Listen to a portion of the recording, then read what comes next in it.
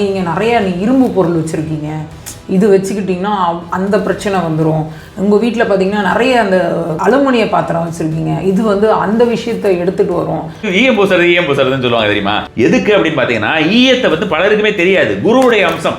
எல்லாரும் வந்து பார்த்தீங்கன்னா ஈயம் வந்து எல்லாரும் வந்து தங்கத்துடைய தங்கம்னா குரு, தங்கம்னா குரு, தங்கம்னா குருன்னு, குருனா உங்களுக்கு கோல்டு மட்டும் தான் கணக்கு தெரியும். குரு ஈயம், குரு வந்து ஈயத்துக்கு உண்டானவர். எல்லாரும் அப்போ ஈயத்தை பூசி தான் அவங்க உள்ள வச்சாங்க. உடம்புக்குள்ள செலுத்துறதே அவங்க அந்த மாதிரியான விஷயமாக தான் செலுத்தி கொண்டிருந்தார்கள். ஒவ்வொன்றும் அவர்கள் அந்த கிரக நிலைகளின்படியும் தத்துவார்த்தங்களின்படியும் தான் நடந்து கொண்டிருந்தார்கள். இப்போ நான் பர்ஸுக்கு கூட கலர் சொல்லுவேன். பர்ஸ் கூட நீங்கள் ஏதாவது பர்ஸ் எடுத்தீங்கன்னா பச்சை கலர் பர்ஸ் வைங்க அல்லது பர்பிள் கலர் பர்ஸ் வைங்க. எந்த ஒரு காரணத்தை கொண்டும் லெதரை வந்து தொடவே தொடாதீங்கன்னு 15 வருஷமாக சொல்லிக்கிட்டு இருக்கேன். லெதர் அப்படின்ற மாதிரியான ஒரு பர்ஸாக வைக்கவே வைக்காதீங்க. நிறைய பேருக்கு இங்கே வந்து பார்த்தீங்கன்னா நான் இதை சொல்லிக்கிட்டே இருக்கிறத பார்த்துட்டு ஒருத்தர் வந்து என்னுடைய ஃபாலோயர் ஒரு 100 200 கிரீன் கலர் பர்ஸ் கொண்டு வந்து கொடுத்துருந்தாரு. கொடுத்துட்டு உங்களுக்கு இந்த மாதிரி வரவங்க எல்லாம் கொடுங்க குருஜின்னு சொல்லிட்டு போனார். மணி அட்ராக்ஷனுக்கு நிறைய டிப்ஸ் நீங்கள் கொடுக்குறீங்க, நிறைய வழிமுறைகள், நிறைய மந்திரங்கள் சொல்லி தரீங்க. அவங்களுக்குன்னு ஸ்பெஷலாக ஏதாவது கடவுள்களை நம்ம கும்பிடணுமா? மகாலட்சுமியுடையது மந்திரம், பீஜ மந்திரம் அப்படின்ற மாதிரியான விஷயங்கள், ஸ்ரீ சூக்தம் என்கிறது இருக்கு.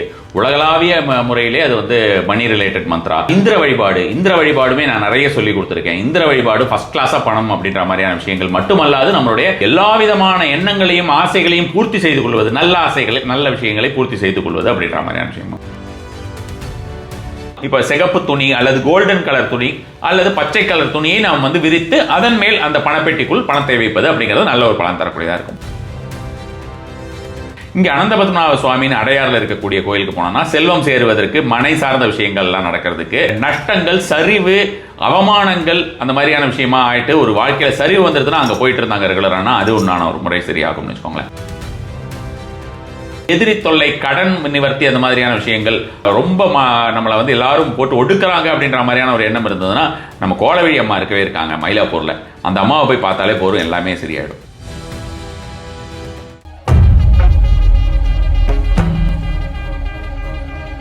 ஐயா வணக்கம். நமஸ்காரம். இப்போ குபேரர் சிலை பார்த்தீங்கன்னா ஒரு சில வீட்டில் வச்சுருப்பாங்க, கும்பிட்றாங்க. நானும் எங்கள் வீட்டில் வச்சுருக்கேன். ஏன்னா நம்ம குபேரர் கோவிலுக்கு போகிறதுனால அங்கே வாங்கி வைக்கணும். குபேரர் ஒரு சொல்கிறாங்க, அவர் வந்து யக்ஷர் அப்படிங்கிற மாதிரியான ஒரு சில பேர் சொல்கிறாங்க.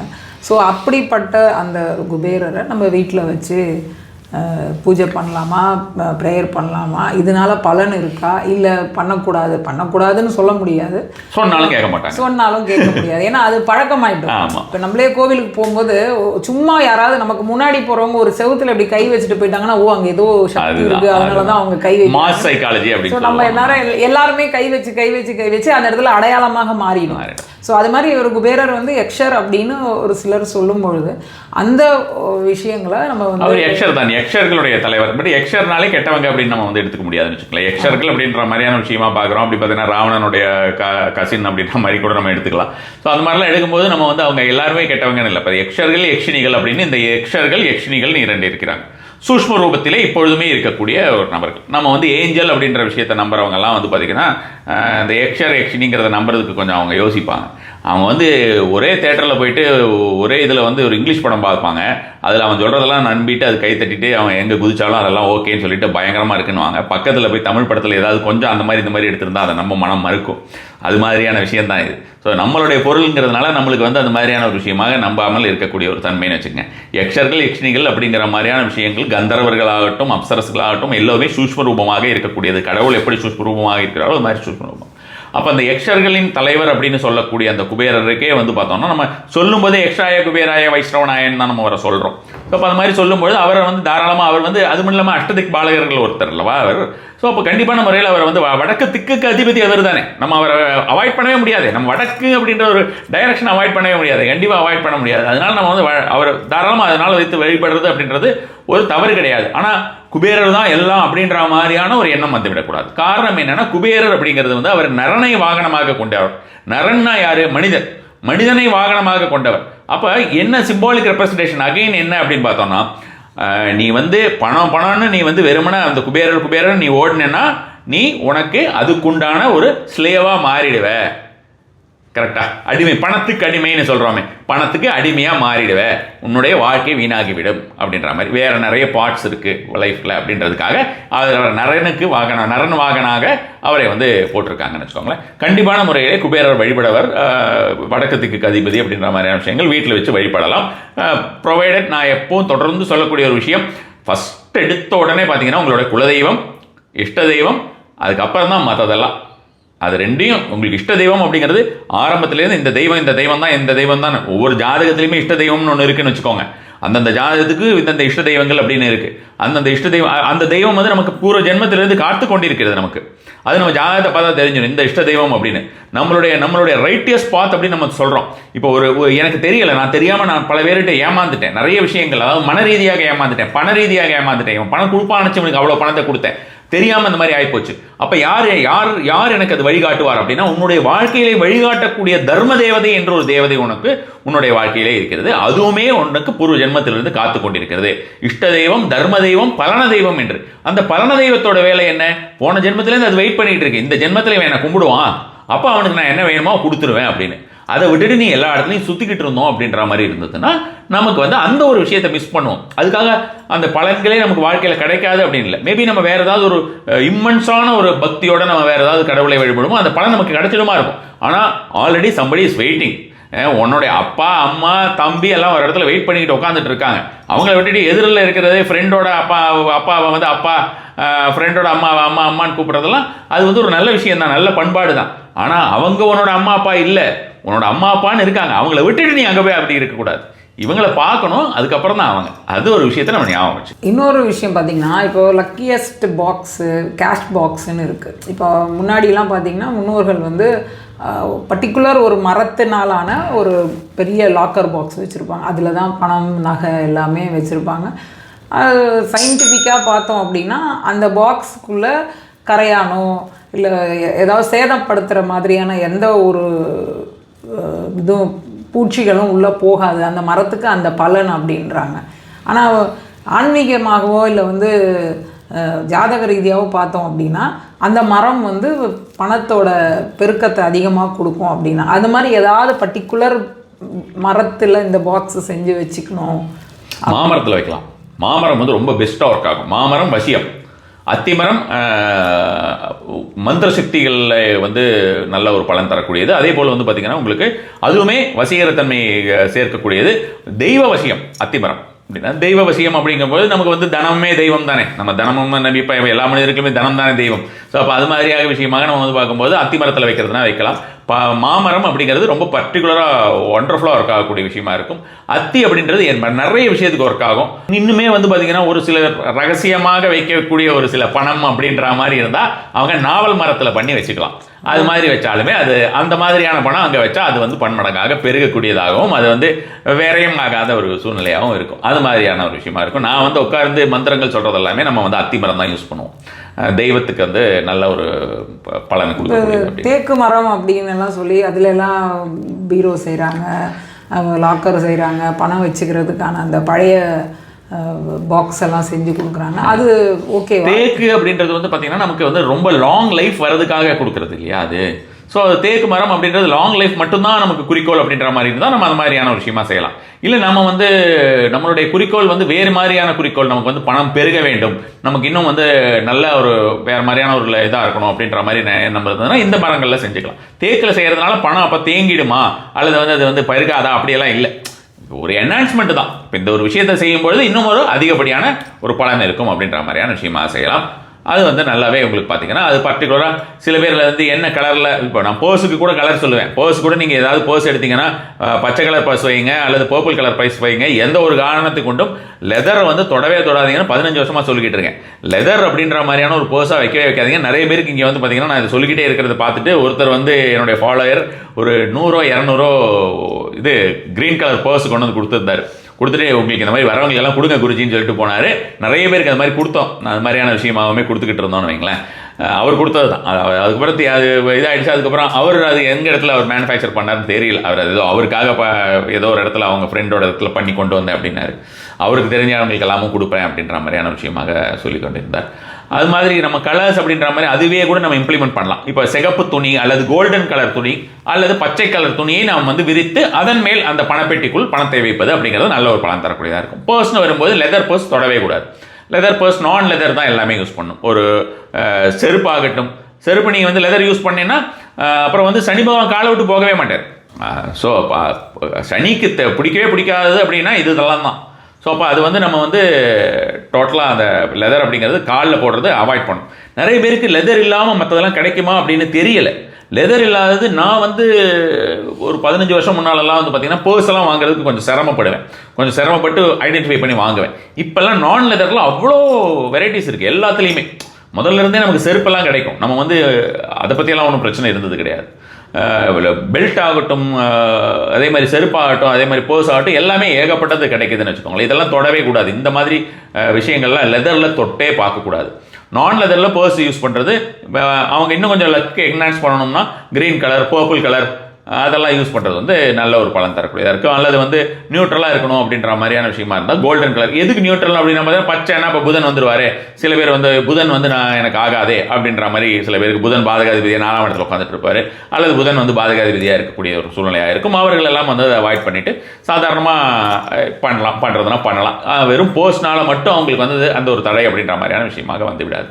ரொம்ப மேஜராக நமக்கு கலர் எந்த அளவுக்கு நம்ம வந்து அதை உள்வாங்குறோம் அப்படின்ற மாதிரியான விஷயமாக யூஸ் பண்ணுறோமோ அதை பொறுத்து தான் பலன்கள் மாறுபடும். இது பொதுவாக எல்லாருக்குமே வந்து லெதர் யூஸ் பண்ணக்கூடாது. யாருக்குமே லெதர் யூஸ் பண்ணக்கூடாது பொதுவாகவே. ஆமாம் ஆமாம். பர்டிகுலர் இந்த பேர் உள்ளவங்க, இந்த நம்பர்ஸ் உள்ளவங்க, இந்த ராசி உள்ளவங்க, நட்சத்திரம், அந்த திசை எல்லாம் சொல்லுவாங்களா, திசா புத்தி, அதில் எல்லாருக்குமே யாருக்குமே லெதர் அப்படிங்கிறது தொடவே கூடாதுன்னு சொல்லுவாங்க. இது ஜெனரிக். இது லெதர் அப்படின்ற மாதிரியான விஷயமா இருக்கவே கூடாது. ஸோ அதே மாதிரி இப்போ பார்த்தீங்கன்னா வீட்டில் சொல்லுவாங்க, நீங்கள் நிறையா இரும்பு பொருள் வச்சுருக்கீங்க, இது வச்சுக்கிட்டிங்கன்னா அந்த பிரச்சனை வந்துடும். உங்கள் வீட்டில் பார்த்தீங்கன்னா நிறைய அந்த அலுமினிய பாத்திரம் வச்சுருக்கீங்க, இது வந்து அந்த விஷயத்தை எடுத்துகிட்டு வரும், இப்படியெல்லாம் சொல்கிறாங்க. அது தப்பா சரியா? இல்லை இந்த மாதிரி பொருட்கள் தான் வீட்டில் வச்சுக்கணும், இதெல்லாம் வேண்டாம், இதெல்லாம் அவாய்டு அப்படின்னு சொல்கிறது இருக்கா? அது எனக்கு எப்படின்னு பார்த்தீங்கன்னா பொருட்கள் என்ன மாதிரியான பொருட்கள்னு சொல்லுங்கள். எந்த மாதிரி நம்ம வச்சுக்கலாம், எது சம்மந்தப்பட்ட இரும்பு அப்படின்ற மாதிரியான விஷயமா எடுத்துக்கிட்டோம்னு வச்சுக்கலாம். இப்போ இரும்பு அப்படின்றது நமக்கு இப்போ கூட ரீசெண்டாக ஃபைண்ட் அவுட் பண்ணியிருக்காங்க. இரும்பு நம்ம வந்து ரொம்ப பழைய காலங்கள்லேருந்து யூஸ் பண்ணியிருக்கோம். இரும்பு வந்து நமக்கு இப்போவா வந்தது கிடையாது. இரும்பு அயன் ஏஜ் அப்படின்னு சொல்லிட்டு நம்ம இப்போ கூட அதை பற்றி நிறைய எல்லா இடத்துலையும் வைரல் ஆச்சு. ஸோ ஆனாலுமே வந்து பார்த்தீங்கன்னா நம்மளுடைய முன்னோர்கள் பெரும்பாலான வீடுகளில் நீங்கள் பார்த்துருந்தீங்கன்னா உங்கள் தாத்தா பாட்டிலேருந்து யார் வீட்டில் போய் பார்த்தாலுமே வந்து கட்டில் போட்டிருப்பாங்க. பெரிய கட்டில் மரக்கட்டிலாக தான் இருக்கும். மோஸ்ட்லி மரமாக தான் இருக்கும். எல்லாமே மரத்தை தான் வச்சுக்கிட்டு எல்லாமே யூஸ் பண்ணிகிட்டு இருந்தாங்கன்னு வச்சுக்கோங்களேன். இரும்பு அப்படின்றது அவர்கள் வந்து பர்பஸ்ஃபுல்லாக அவாய்ட் பண்ணாங்களா அப்படின்றது எனக்கு தெரியல. அது மாதிரியான ஒரு முறையாக அப்படி வழி வழியாக வந்ததா அப்படின்றது எனக்கு தெரியல. இரும்பு பொதுவாக வந்து பார்த்தீங்கன்னா சனியுடையது அப்படின்ற மாதிரியான விஷயமாக அதிகமாக இரும்பு அப்படின்றது துருபிடிக்கக்கூடியது அப்படின்றது இந்த மாதிரி நிறைய ஒரு விஷயம் இருக்குன்னு வச்சுக்கலாம். அதனால ஒருத்தர் இரும்பு வீட்டில் இருந்ததுனால எல்லாம் இது ஆகிடுமா, கெட்டு போயிடுமா அப்படின்னா அப்படியெல்லாம் கிடையாது. சில பேருக்கு அவ்வளோதான் அஃபோர்ட் பண்ண முடியும், இரும்பில் தான் வாங்க முடியும். அப்போ அவங்க என்ன பண்ண முடியும் அப்படின்னு பார்த்தோன்னா மற்றபடி இருக்கிற விஷயங்களில் அவர்கள் கவனம் செலுத்த வேண்டிய வேணும். அவருடைய எண்ணங்களிலே மற்ற விஷயங்களிலும் இந்த இறை வழிபாட்டிலுமே அவர்கள் கவனம் செலுத்த வேண்டியதுதான். அதனால வந்து அந்த இரும்பினால் மட்டுமே அவர்களுடைய வாழ்க்கை தரம் வந்து குறைந்து விடும் அப்படின்ற மாதிரியான விஷயமா இருக்காது. பாத்திரங்கள் அப்படின்ற மாதிரியான விஷயமா பொறுத்த வரைக்கும் பெரும்பாலான ஒரு ஹெல்த் எக்ஸ்பர்ட்ஸ் எல்லாருமே வந்து அலுமினியம் வந்து கூடவே கூடாது அப்படின்ற மாதிரியான விஷயமா தான் சொல்லிட்டு இருந்தாங்க. அலுமினியமே கூட பார்த்தீங்கன்னா நம்மலாம் இதையும் எடுத்துக்கிட்டிங்கன்னா நம்ம முன்னோர்கள் தான் நான் சொல்லுவேன். பானை தான் வச்சுட்டு இருந்தோம், எல்லாம் மண்பானையில் சமைச்சு சாப்பிட்டுக்கிட்டு இருக்கிற வரைக்கும் நல்லா இருந்தோம். இல்லாத வியாதி இப்போ எதுவுமே கிடையாது. அமெரிக்காரன்ட்டு இல்லாத வியாதியெல்லாம் நம்ம வந்து புதுசாக இங்கிருந்து ஏற்றுமதி பண்ணுவோம். அந்த அளவுக்கு நம்ம வச்சுருக்கோம் இப்போ. ஸோ அது மாதிரியாக நம்ம வந்து பார்க்கும்பொழுது இதெல்லாமே நமக்கு முன்னோர்கள் இதெல்லாம் பிளான் பண்ணி தான் பண்ணாங்களோ அப்படின்ற மாதிரியான விஷயமாக இதெல்லாம் அவர்கள் அறிந்திருக்கிறார்கள். அதனாலேயே இந்த விஷயங்கள் எல்லாம் அவர்கள் செய்கிறார்கள் அப்படின்னு தான் நான் வந்து எடுத்துக்கிறேன். எந்த மாதிரி பொருட்கள், மரப்பொருட்கள் அப்படின்ற மாதிரியான விஷயங்களா நம்ம வந்து வைத்துக்கலாம். மரம் ஆமாம். ஏன்னா இப்போ எல்லாமே வார்ட்ரோப் கிட்டத்தட்ட பாருங்களேன், உங்களுக்கு அதே கல்ச்சர் திரும்ப வந்துருது. இப்போ வார்ட்ரோப் அப்படின்னு இப்போ இரும்பு பீரோவா வச்சுக்கிட்டு இருந்தாங்க முதல்ல. இப்போ அந்த இரும்பு பீரோ அப்படின்ற மாதிரியான விஷயங்கள் போயிட்டு ஃபைபர் அப்படின்ற மாதிரியான விஷயமாக டோர்ஸ் எல்லாம் வருது பார்த்தீங்களா, பாத்ரூம் டோர்ஸ் எல்லாம். அது மாதிரியாக ஒரு சில இடங்களில் வந்து நார்மலாக மீடியம் கிளாஸ் பீப்புள் இருக்கிற இடங்கள்ல எல்லாமே வந்து அதில் வந்து வார்ட்ரோப் பண்ணிடுறாங்க. முக்கால்வாசி செங்கலால் கட்டினது, அதுக்கப்புறம் வந்து அந்த அந்த ஒரு டோர் போட்டுடுறாங்க. அடுத்ததாக வந்து பார்த்தோம்னா உங்களுக்கு முடியக்கூடியவர்கள் எல்லாமே வந்து பார்த்தீங்கன்னா மரத்தை தேர்ந்தெடுத்து மரத்தில் அவர்கள் வந்து வைத்துக் கொள்கிறார்கள். பெரும்பாலுமே அது மாதிரியான மாறிக்கொண்டே வருகிறது. காலங்காலமாக அப்படி மாறிட்டே ஒவ்வொரு விஷயமா மாறிட்டே வருது. பொருட்களுமே வந்து பார்த்தோம்னா நம்ம வந்து இப்போ டெரக்கோட்டான் அப்படின்ற பேரில் அந்த களிமண்ணே வந்து திரும்பி அந்த பானையே திரும்ப வந்துருச்சு. இப்போ எல்லாருமே ஸ்டைலிஷாக அதை யூஸ் பண்ணுறோம் அப்படின்ற மாதிரியான ஒரு முறையாக வைக்க ஆரம்பித்து விட்டார்கள். இப்போ ஒவ்வொன்றும் அதை வச்சுக்கிறதே ஒரு பெருமை. இப்போ வந்து கிச்சன் டோர்னு அவங்க வந்து ஏதாவது போட்டால் கூட செலிபிரிட்டிஸே நிறைய பேர் இந்த மாதிரிலாம் போட்டால் கூட அவங்க வந்து இதெல்லாம் வச்சு எங்கள் வீட்டில் எல்லாமே இதுதான் இருக்குது அதுதான் இருக்குன்னு இந்த மாதிரி தான் காட்டுறாங்க. ஸோ மக்களை இப்படியே ஒவ்வொருத்தர் அந்த மாதிரி பண்ணி தெரிஞ்சோ தெரியாமையோ என்கரேஜ் பண்ணுறாங்க. என்னை பொறுத்த வரைக்கும் அந்த முன்னால் நம்ம விட்டு போயிட்டு நடுவில் ஒரு மாதிரி வேறு மாதிரியாக விஷயங்களாக வந்தது எல்லாமே மாறிக்கொண்டு வேறு விதமாக தான் வருகிறதுன்னு. அலுமினியம் வந்து கண்டிப்பான முறையில் யூஸ் பண்ணக்கூடாது, அது மாதிரி வேறு ஒரு சில விஷயங்கள்லாம் யூஸ் பண்ணக்கூடாது அப்படிம்பாங்க. என்னை பொறுத்த வரைக்கும் கிரக ரீதியாக பார்க்கும்போது அலுமினியம் ஸ்டீல் ரெண்டுமே ஆல்மோஸ்ட் த சேம், பெரிய ஒரு வித்தியாசம் இல்லை அப்படின்ற மாதிரியான விஷயமா சொல்லுவாங்க. ஈயம் பூசுறதுன்னு சொல்லுவாங்க தெரியுமா?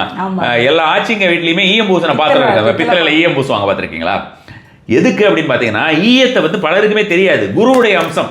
எல்லாரும் வந்து பார்த்தீங்கன்னா ஈயம் வந்து எல்லாரும் வந்து தங்கம்னா குரு, தங்கம்னா குரு, தங்கம்னா குருனா உங்களுக்கு கோல்டு மட்டும் தான் கணக்கு தெரியும். குரு ஈயம், குரு வந்து ஈயத்துக்கு உண்டானவர். எல்லாரும் அப்போ ஈயத்தை பூசி தான் உள்ள வச்சாங்க. உடம்புக்குள்ள செலுத்துறதே அவங்க அந்த மாதிரியான விஷயமாக தான் செலுத்தி கொண்டிருந்தார்கள். ஒவ்வொன்றும் அவர்கள் அந்த கிரக நிலைகளின்படியும் தத்துவார்த்தங்களின்படியும் தான் நடந்து கொண்டிருந்தார்கள். அதை விட்டு மாறி போயிட்டோம். அப்போ நம்ம வந்து எல்லாம் வரதானே செய்யும் ஒன்று ஒன்றா. ஸோ அப்போ நீங்கள் வந்து சமையல் பாத்திரங்கள் அப்புறம் வந்து வீட்டில் உபயோகப்படுத்துறது மரத்தையும் மண்பாண்டங்களையும் பித்தளை ஈயம் பூசி யூஸ் பண்ணுங்க. ஆமா, அது இப்ப அதனோட மெயின்டைனிங் பாத்தீங்கன்னா ரொம்ப கஷ்டமா இருக்கு. இப்ப நானே ஈயம் வந்து நம்ம அடிக்கடி பூச வேண்டியிருக்கும். சின்ன வயசுல பாத்தீங்கன்னா எங்க வீட்டுல எல்லாமே பாத்தீங்கன்னா பித்தளையில தான் இருக்கும், ஃபுல்லா உள்ள ஈயம் போட்டு தான் இருக்கும். எவ்ரி 3 months எங்க அம்மா அப்பாவும் மார்க்கெட்டுக்கு சந்தைக்கு எடுத்துட்டு போயிட்டு ஈயம் போட்டுட்டு வருவாங்க. சமையல் சாதம் வைக்கிறது, குழம்பு வைக்கிறது எல்லாமே எங்களுக்கு பித்தளையில தான் இருந்தது.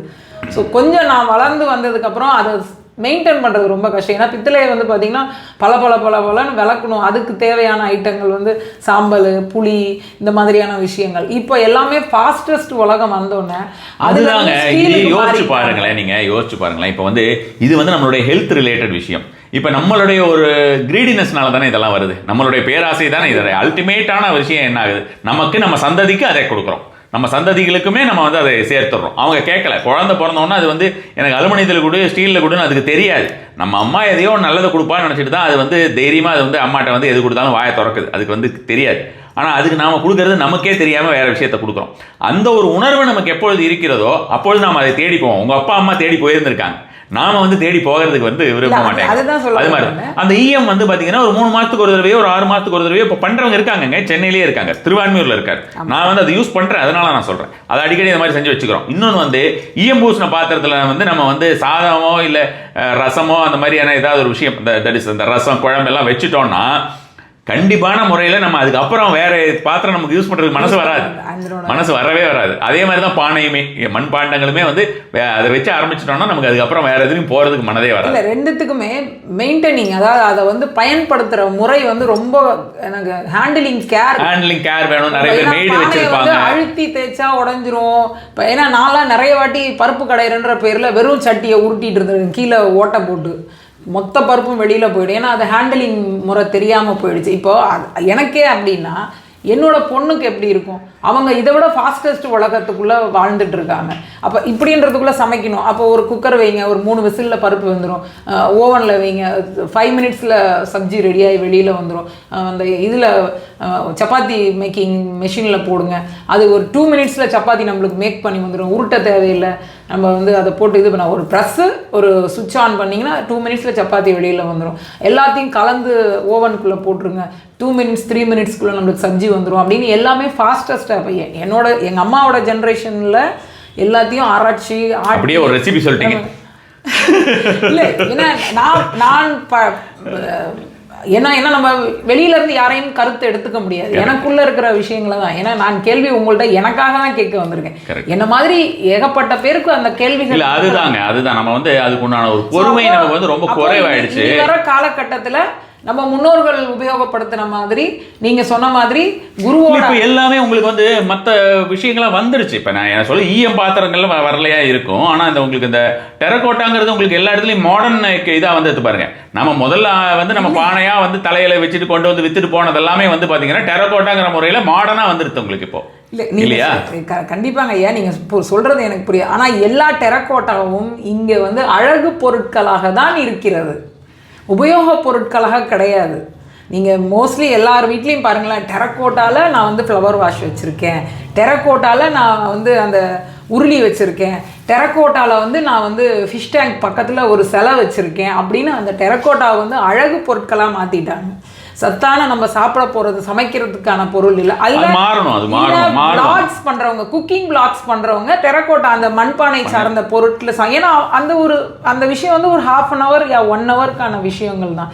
ஆனா ரெகுலரா நம்ம வீட்டில் உபயோகப்படுத்துறதுக்கு இந்த விஷயத்தை நீங்க சொல்றபடி பார்த்தால், அதாவது உங்களோட ஜாதக ரீதியாவோ இல்லை திசை ரீதியாகவோ சொல்கிறது பார்த்தா இதுக்கப்புறம் வர்ற சந்ததியர்கள் வந்து குருவோட ஆதிக்கம் அதிகமாக இருக்கிற அந்த அந்த என்ன சொல்றது ஈயம் பூசும் பாத்திரத்தை, பித்தளை பாத்திரத்தில், ஏன்னா நீங்கள் சில்வரில் வந்து ஈயம் ஒட்டாது கண்டிப்பாக, இண்டாலியத்தில் அதாவது அலுமினியம் பாத்திரத்தில் ஒட்டாது, பித்தளையில் மட்டும்தான் அது ஒட்டும். இதில் கூட செம்புல கூட ஒட்டாது. பித்தளை பாத்திரத்தில் மட்டும்தான் ஈயம் வந்து உட்காரும். அப்போ அது இதுக்கப்புறம் வந்து பித்தளை பாத்திரங்களும் மண்பாண்டங்களையும் உபயோகிச்சா நம்மளோட உடலுக்கான ஆரோக்கியமும் நம்மளை சுற்றி இருக்கிற சூழலுக்கான ஆரோக்கியத்தையும் கொடுக்கும்னு நீங்கள் சொல்றீங்க. கண்டிப்பாக. ஸோ நம்ம வந்து ஆன்மீக ரீதியாகவும் பார்த்தாலும் இது கரெக்டான விஷயம், ஆரோக்கிய ரீதியாக பார்த்தாலும் கரெக்டான விஷயம். ஸோ அதே மாதிரி மணி அட்ராக்ஷனுக்கு நிறைய டிப்ஸ் நீங்கள் கொடுக்குறீங்க, நிறைய வழிமுறைகள், நிறைய மந்திரங்கள் சொல்லி தரீங்க. அவங்களுக்குன்னு ஸ்பெஷலாக ஏதாவது கடவுள்களை நம்ம கும்பிடணுமா, வழிமுறைகள் இருக்கா, வழிபாட்டு முறைகள் இருக்கானே சொல்லுங்கள். மகாலட்சுமியுடைய மந்திரமும் சரி, மகாலட்சுமியுடைய மந்திரம் பீஜ மந்திரம் அப்படின்ற மாதிரியான விஷயங்கள், ஸ்ரீ சூக்தம் என்கிறது இருக்கு. உலகளாவிய முறையிலே அது வந்து மணி ரிலேட்டட் மந்த்ரா. இந்திர வழிபாடுமே நான் நிறைய சொல்லி கொடுத்துருக்கேன். இந்திர வழிபாடு ஃபர்ஸ்ட் கிளாஸாக பணம் அப்படின்ற மாதிரியான விஷயங்கள் மட்டுமல்லாது நம்மளுடைய எல்லா விதமான எண்ணங்களையும் ஆசைகளையும் பூர்த்தி செய்து கொள்வது, நல்ல ஆசைகளை நல்ல விஷயங்களை பூர்த்தி செய்து கொள்வது அப்படின்ற மாதிரியான விஷயம். கோயில் சார்ந்த விஷயம் அப்படின்னு கேட்டால் நான் மீண்டுமே நீங்கள் அவர் சஞ்சீவ் அவருக்கு சொன்னேன், பார்த்தேன். நீங்கள் அது மாதிரி நான் சொல்லக்கூடிய ஒரு விஷயம் வந்து திரும்பவுமே நான் ரொம்ப எனக்கு மனம் வந்து இருக்கக்கூடியது இங்கே சென்னைக்குள்ளே அப்படின்ற மாதிரி தான் ஒரு 2-3 இடங்கள் சொல்லிடலாம். அண்ணா நகரில் ஒரு சிவன் கோயில் இருக்குது. அண்ணா நகர் சிவன் கோயில்னா சந்திரமௌலீஸ்வரர் கோயில் சொல்லிட்டு ஃபர்ஸ்ட் கிளாஸாக அங்கே எல்லா விதத்துமே நல்லா பண்ணுறாங்க. அங்கே நல்ல ஒரு மனசாந்தி, நிறைய தடைகள் விலகக்கூடிய ஒரு கோயில் அப்படின்ற மாதிரியான தடைகள் கண்டிப்பான முறையில் விலகும் அங்கே போனால். இங்கே அனந்த பத்மநாப சுவாமின்னு அடையாறில் இருக்கக்கூடிய கோயிலுக்கு போனோம்னா செல்வம் சேருவதற்கு, மனை சார்ந்த விஷயங்கள்லாம் நடக்கிறதுக்கு, நஷ்டங்கள், சரிவு, அவமானங்கள் அந்த மாதிரியான விஷயமா ஆகிட்டு ஒரு வாழ்க்கையில் சரிவு வந்துருதுன்னா அங்கே போயிட்டு இருந்தாங்க ரெகுலரானா அது உண்டான ஒரு முறை சரியாகும்னு வச்சுக்கோங்களேன். மற்றபடி வந்து பார்த்தோம்னா எதிரி தொல்லை, கடன் நிவர்த்தி, அந்த மாதிரியான விஷயங்கள் ரொம்ப நம்மளை வந்து எல்லாரும் போட்டு ஒடுக்குறாங்க அப்படின்ற மாதிரியான ஒரு எண்ணம் இருந்ததுன்னா நம்ம கோலவழி அம்மா இருக்கவே இருக்காங்க மயிலாப்பூரில், அந்த அம்மாவை போய் பார்த்தாலே போதும், எல்லாமே சரியாயிடும். ஸோ இது 3மே ஒண்டர்ஃபுல்லான ஒரு கோயில். இதை தாண்டி இருக்கக்கூடியது அப்படின்றது நம்ம கோவளத்தில் இருக்கக்கூடிய சிவன் கோயிலில், அந்த கோவளத்தில் இருக்கக்கூடிய சிவனும் சரி, நந்திகேஸ்வரரும் பயங்கர பிரசித்தி. மக்களுக்கு அதோடைய அருமை தெரியறதில்லை. அதனால அந்த கோவளத்தில் சிவன் கோயில் இருக்கா அப்படின்னு கேட்குற அளவுக்கு நிலைமை ஆயிடுச்சு. அங்கே இருக்கக்கூடிய ஒரு காளி வந்து பயங்கரமான காளி. அந்த காளி வந்து செய்யாத வேலைகளே கிடையாது, வரப்பிரசாதி அப்படின்ற மாதிரியான ஒரு முறையாக சொல்லலாம்னு வச்சுக்கோங்க. இதெல்லாமே ஒண்டர்ஃபுல்லாக இருக்குது. நன்றிங்க. நமஸ்காரம்.